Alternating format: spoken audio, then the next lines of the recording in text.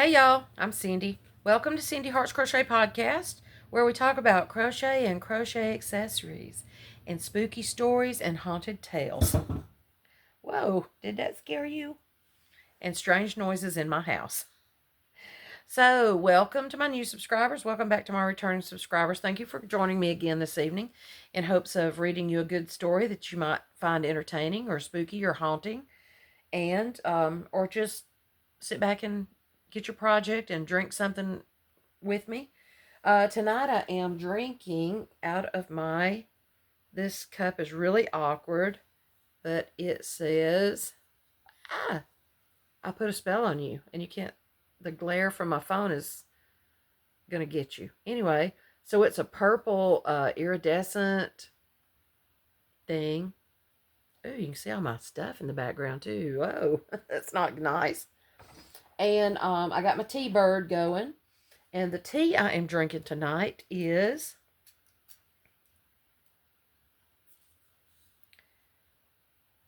by Sipping Streams Tea Company. And it is called Midnight Sun Herbal Tea, which is a fruit and citrus loose leaf tea. And I got this in a swap package from Setaloo when she was in Alaska. And we did the around the globe swap or something like that. And this is some really good tea. I have all my tea's really old. I'm not going to say old, but I've had it a while because I have so many different ones that I like to spread out and enjoy a little bit at a time. This one's ingredients are organic hibiscus, lemon peel, orange peel, organic rose hips, rose petals, and natural flavoring. Alaska's award-winning tea company. Midnight Sun Herbal Tea. And like I say, I am drinking that in my, I put a spell on you cup. I'm going to try to keep my bird, keep it covered with my bird, but that also enhances the flavor of it. I did a double cup again. Good stuff, good stuff. And this little cup keeps it really, really warm. This one almost fits again. I just have such huge cups. But look, it looks like a cauldron with its little feet on it and everything. And I think I got it at Ross or Burlington because at some point, me and Mama went around and I was just looking for stuff for Halloween and found a bunch of cups for like $3 and $4. So got those and are enjoying those greatly. So anyway, it is Wednesday, October 23rd, 2024, and it is 8 nights until Halloween. And the story I'm going to read for you tonight is the story of Baelbrow, or Baelbrow maybe, by E. and H. Herron. It is a little bit of a longer story, so if I decide it's getting too long, I will stop and do a second part tomorrow night, but I think it should be okay. Just sit back and relax, maybe work on a project and hope you don't get too scared. Wrap up in your blankie. Oh. Anyway, so here we go. It is a matter for regret that so many of Mr. Flaxman Lowe's reminiscences should deal with the darker episodes of his experiences. Yet this is almost unavoidable, as the more purely scientific cases would not, perhaps, contain the same elements of interest for the general public. However valuable and instructive they might be to the expert student. It has also been considered better to choose the completer cases, those that ended in something like satisfactory proof, rather than the many instances where the thread broke off amongst surmisings, which it was never possible to subject to convincing tests. North of a low-lying strip of country on the East Anglian coast, the promontory of Bale Ness thrusts out a blunt nose into the sea. On the ness, backed by pine woods, stands a square, comfortable stone mansion known to the countryside as Baelbrow. It has faced the east winds for close upon 300 years, and during the whole period has been the home of the Swaffham family, who were never in any wise but out of conceit of their ancestral dwelling, by the fact that it had always been haunted. Indeed, the Swaffhams were proud of the Baelbrow ghost, which enjoyed a wide notoriety, and no one dreamt of complaining of its behavior until Professor Vandervoort of Louvain laid information against it and sent an urgent appeal for help to Mr. Flaxman Lowe. The professor, who was well acquainted with Mr. Lowe, detailed the circumstances of his tenancy of Baelbrow and the unpleasant events that had followed thereupon. It appeared that Mr. Swaffham, who spent a large portion of his time abroad, had offered to lend his house to this is a really heavy book, to lend his house to the professor for the summer season. When the Vandervoorts arrived at Baelbrow, they were charmed with the place. The prospect, though not very varied, was at least extensive, and the air exhilarating. Also, the professor's daughter enjoyed frequent visits from her betrothed, Harold Swaffham, and the professor was delightfully employed in overhauling the Swaffham library. The Vandervoorts had been duly told of the ghost, which lent distinction to the old house, but never in any way interfered with the comfort of the inmates. For some time they found this description to be strictly true, but with the beginning of October came a change.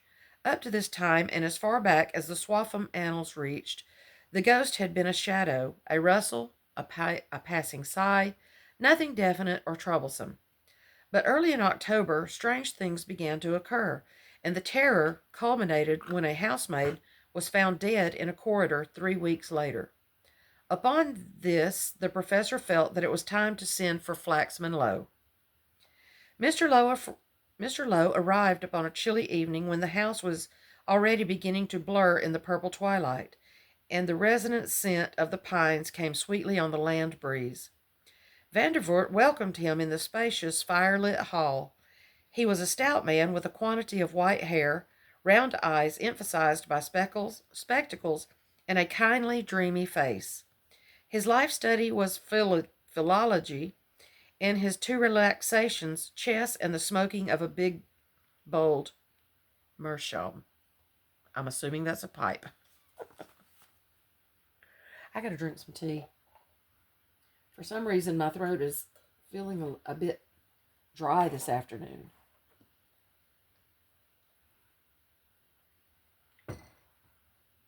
That tea is so good. And herbal tea, it should be okay for me to sleep. "Now, Professor," said Mr. Lowe, when they had settled themselves into the smoking room, "how did it all begin?" "I will tell you," replied Vandervoort, thrusting out his chin and tapping his broad chest, and speaking as if an unwarrantable liberty had been taken with him. "First of all, it has shown itself to me." Mr. Flaxman Lowe smiled and assured him that nothing could be more satisfactory. "But not at all satisfactory," exclaimed the professor. "I was sitting here alone. It might have been midnight when I hear something creeping like a little dog with its nails tick-tick upon the oak flooring of the hall. I whistle, for I think it is the little rags of my daughter, and afterwards open the door, and I saw—" He hesitated and looked hard at Lowe through his spectacles. "Something that was just disappearing into the passage which connects the two wings of the house. It was a figure, not unlike the human figure, but narrow and straight. I fancied I saw a bunch of black hair and a flutter of something detached, which may have been a handkerchief. I was overcome by a feeling of repulsion. I heard a few clicking steps, then it stopped, as I thought, at the museum door. Come, I will show you the spot." The professor conducted Mr. Lowe into the hall.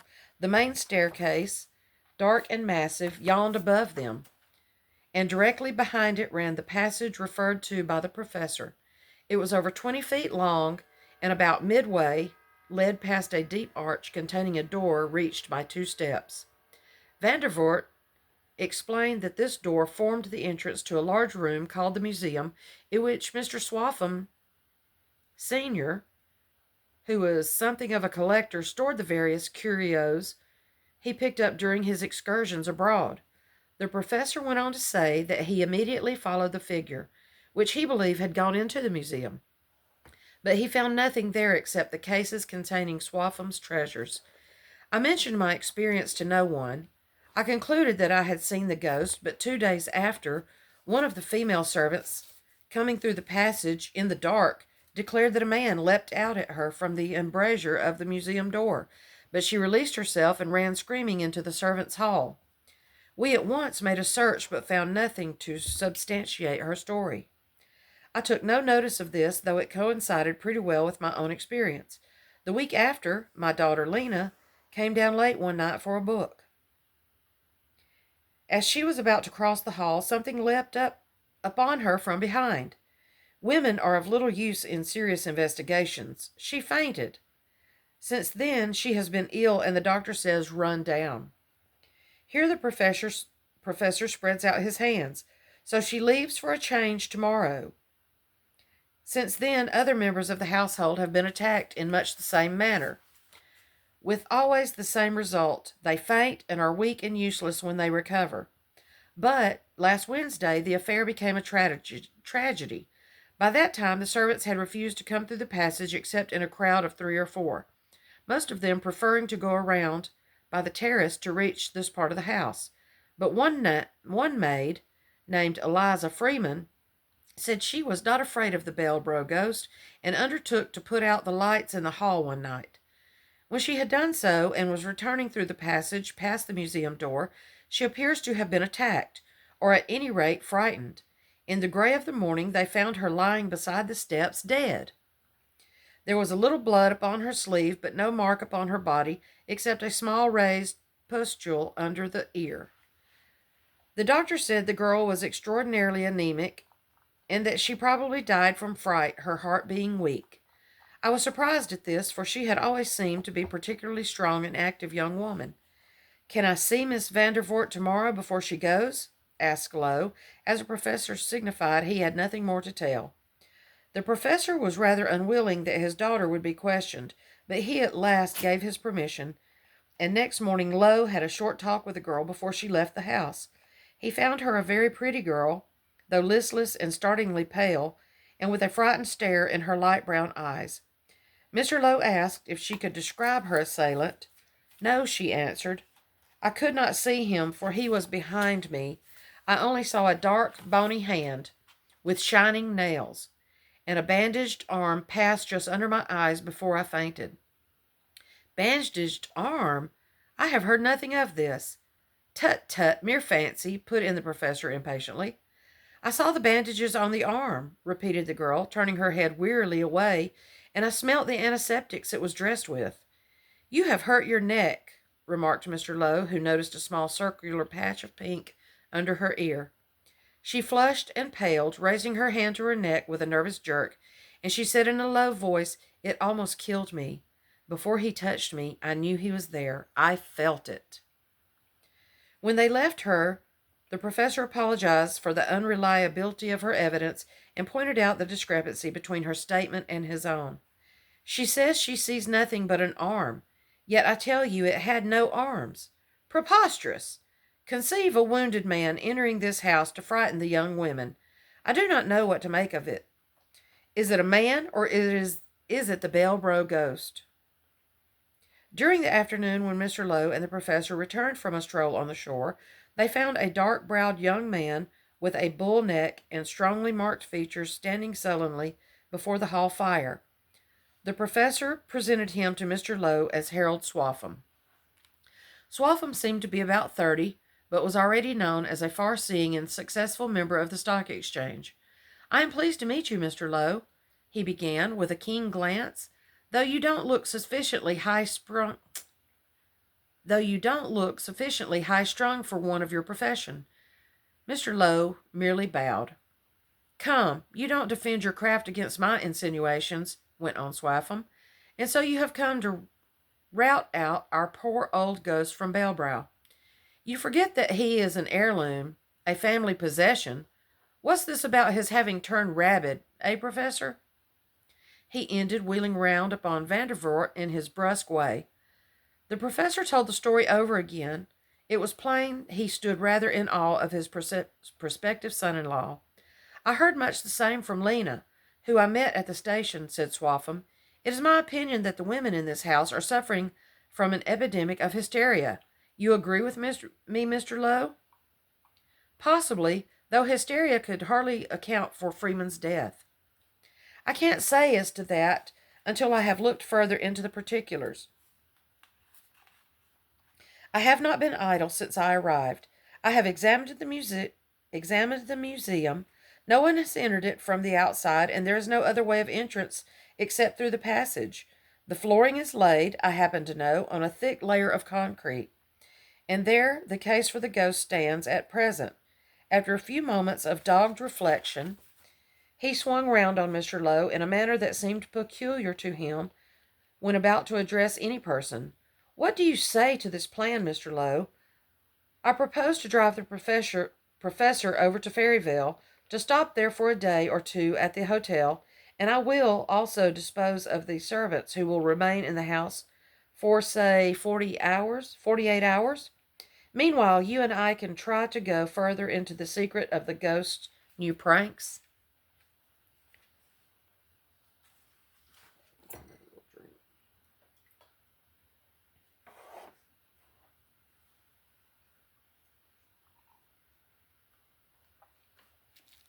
think I'll just set it to that side. Meanwhile, you and I can try to go further into the secret of the ghost's new pranks. Flaxman Lowe replied that his scheme exactly met his views, but the professor protested against being sent away. Harold Swaffham, however, was a man who liked to arrange things in his own fashion, and within 45 minutes he and Vandervoort departed in the dog-cart. The evening was lowering, and Baelbrow, like all houses built in exposed situations, was extremely susceptible to the changes of the weather. Therefore, before many hours were over, the place was full of creaking noises as the screaming gale battered at the shuttered windows, and the tree branches tapped and groaned against the walls. Harold Swaffham, on his way back, was caught in the storm and drenched to the skin. It was therefore settled that after he had changed his clothes, he would have a couple hours' rest on the smoking-room sofa, while Mr. Lowe kept watch in the hall. The early part of the night passed over uneventfully. A light burned faintly in the great wainscoted hall, but the passage was dark. There was nothing to be heard but the wild moan and whistle of the wind, coming in from the sea, and the squalls of rain dashing against the windows. I'm just having to drink so much tea.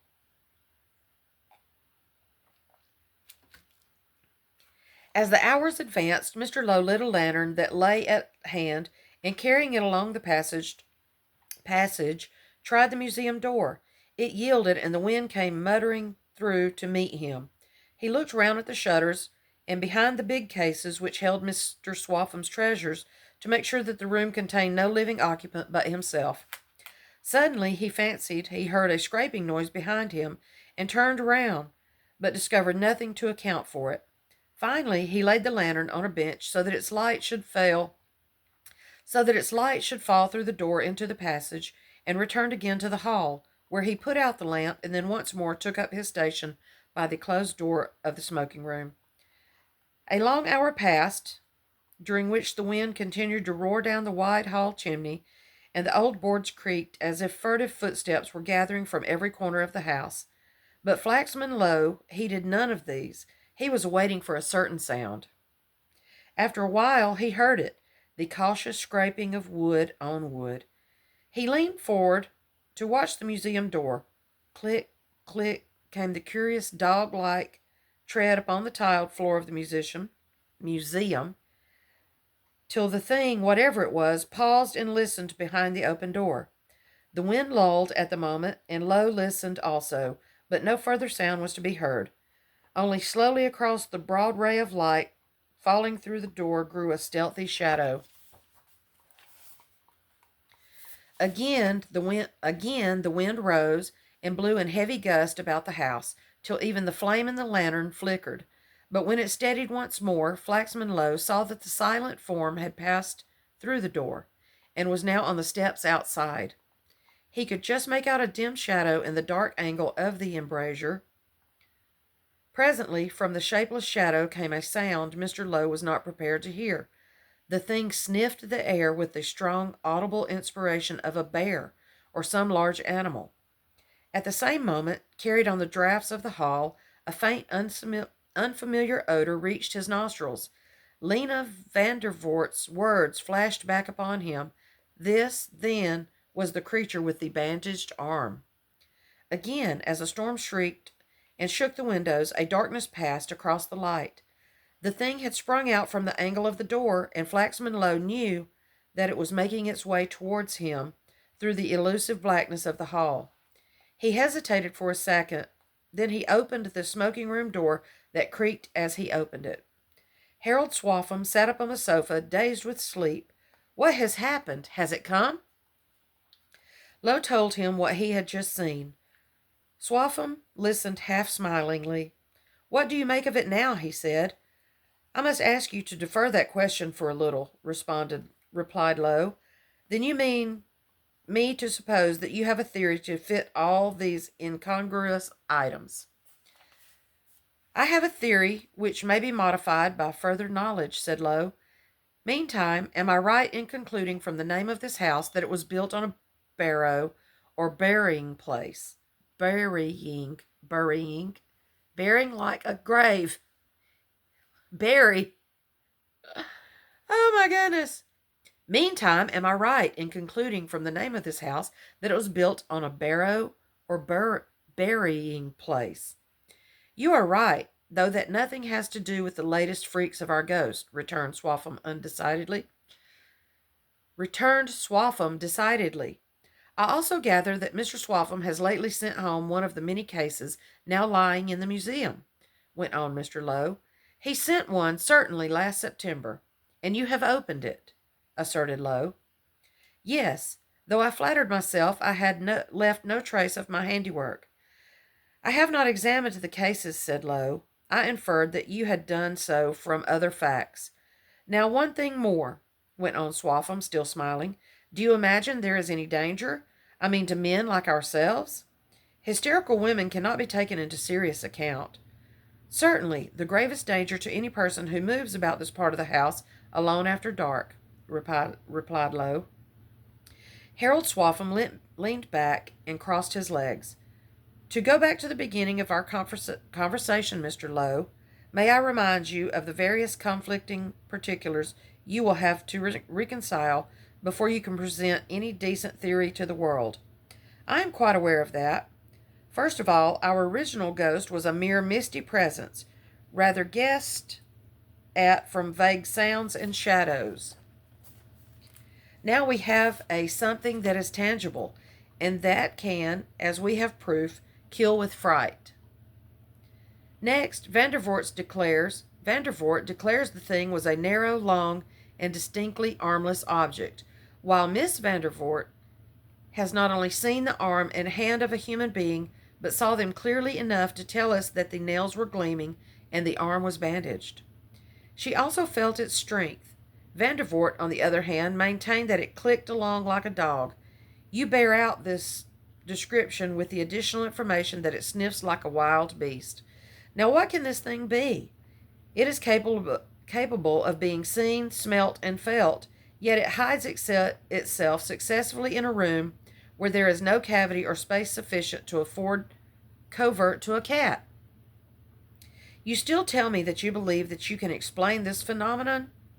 Most certainly, replied Flaxman Lowe with conviction. I have not the slightest intention or desire to be rude, but as a mere matter of common sense, I must express my opinion plainly. I believe the whole thing to be the result of excited imaginations, and I'm about to prove it. Do you think there is any further danger tonight? Very great danger tonight, replied Lowe. Very well, as I said, I am going to prove it. I will ask you to allow me to lock you up in one of the distant rooms, where I can get no help from you, and I will pass the remainder of the night walking about the passage and hall in the dark. You can do so if you wish, but I must at least beg to be allowed to look on. I will leave the house and watch what goes on from the window in the passage, which I saw opposite the museum door. You cannot, in any fairness, refuse to let me be a witness. I cannot, of course, returned Swaffham. Still, the night is too bad to turn a dog out into, and I warn you that I shall lock you out. That will not matter. Lend me a mackintosh and leave me the lantern lit in the museum where I placed it." Swaffham agreed to this. Mr. Lowe gives a graphic account of what followed. He left the house and was duly locked out, and after groping his way round the house, found himself at length outside the window of the passage, which was almost opposite to the door of the museum. The door was still ajar, and a thin band of light cut out into the gloom. Further down the hall gaped black and void. Lowe, sheltering himself as well as he could from the rain, waited for Swaffham's appearance. Was the terrible yellow watcher balancing itself upon its lean legs in the dim corner opposite, ready to spring out with its deadly strength upon the passer-by?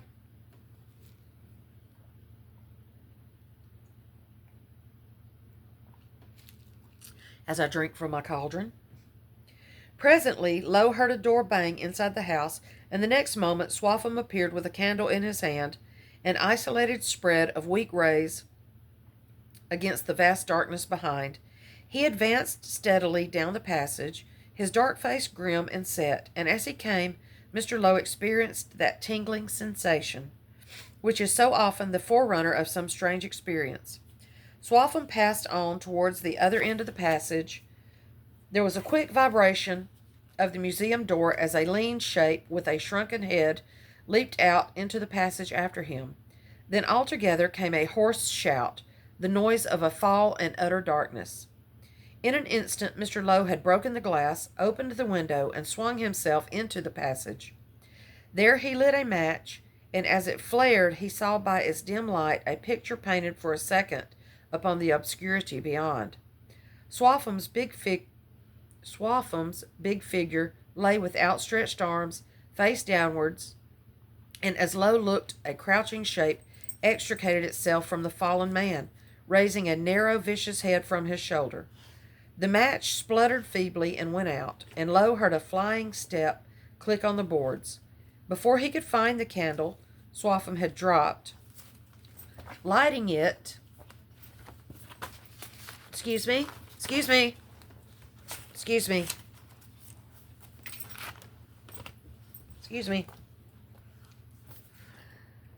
Oh, where was I? The match spluttered feebly and went out, and Lowe heard a flying step click on the boards before he could find the candle Swaffham had dropped.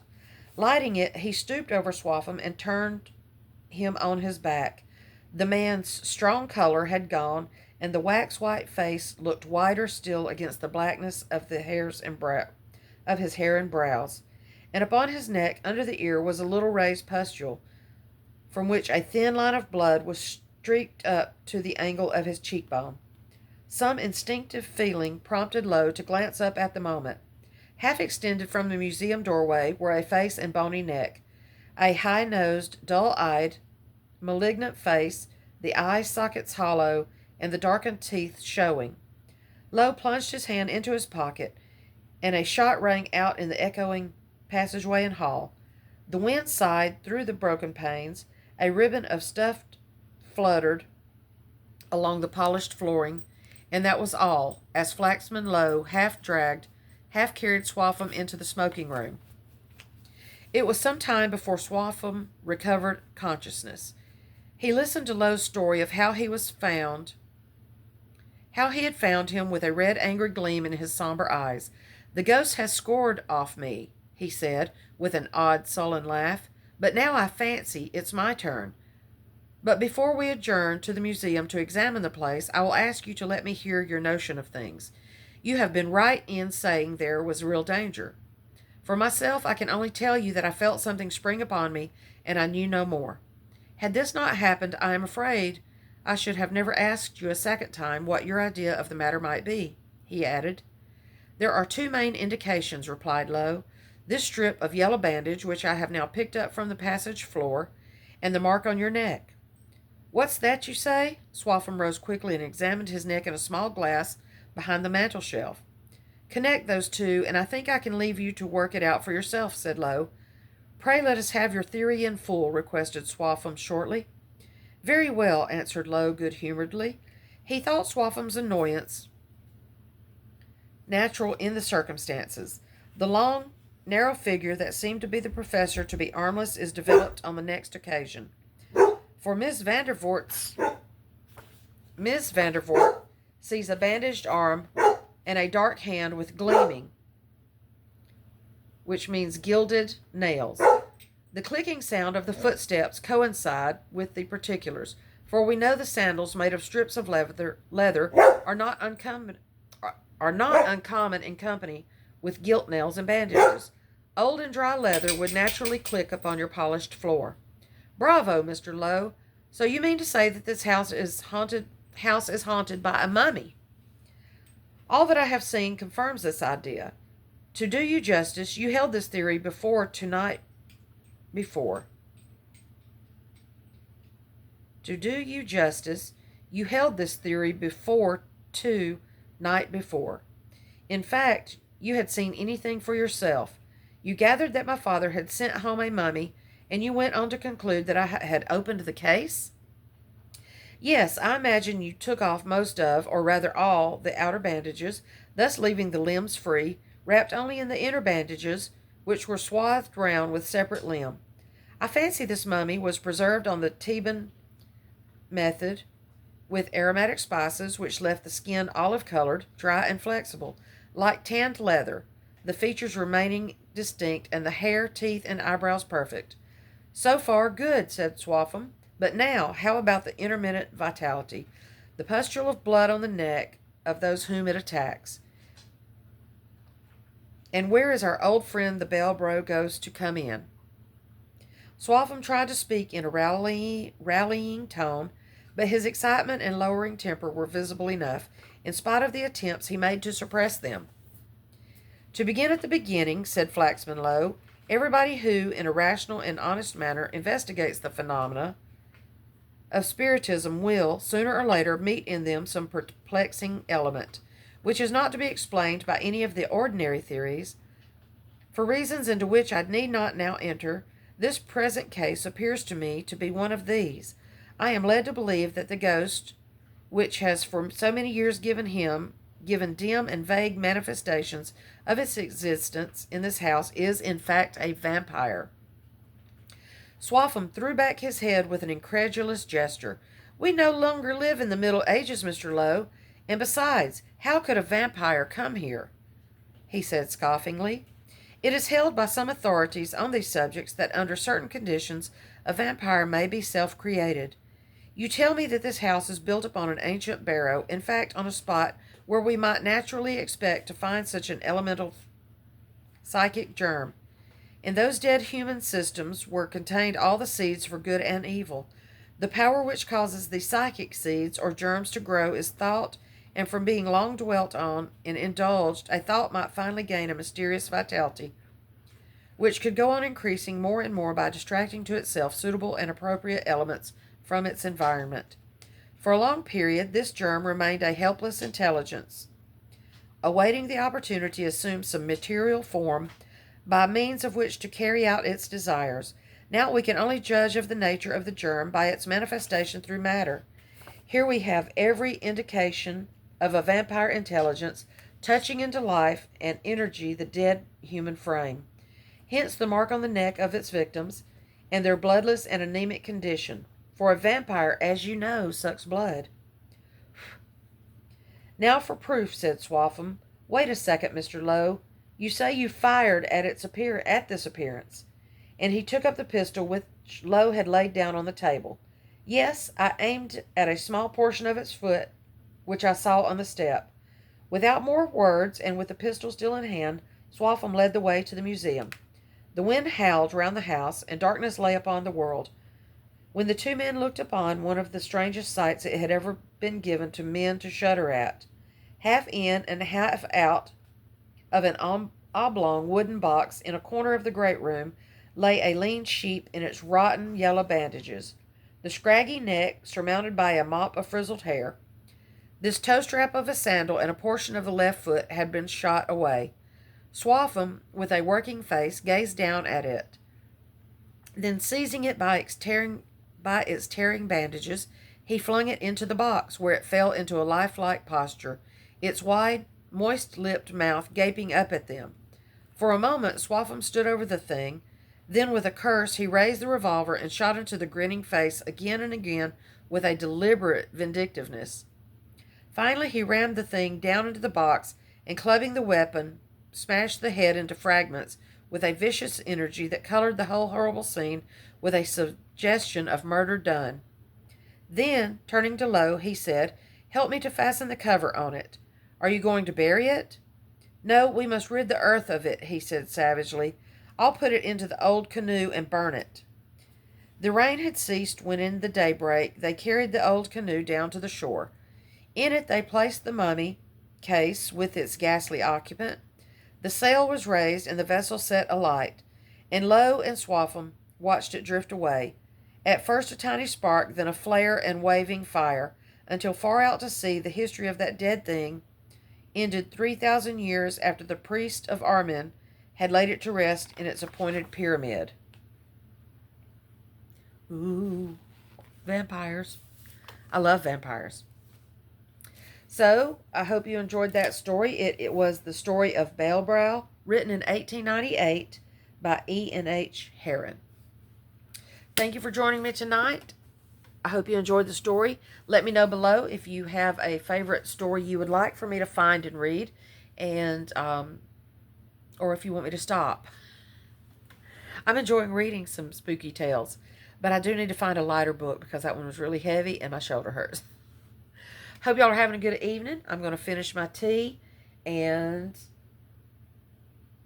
I don't know what else. Take a picture of my thing from earlier and send it to Laura, I suppose, my dish towel for the day, for the week. And I will see y'all tomorrow. Love y'all. Have a good evening. Bye.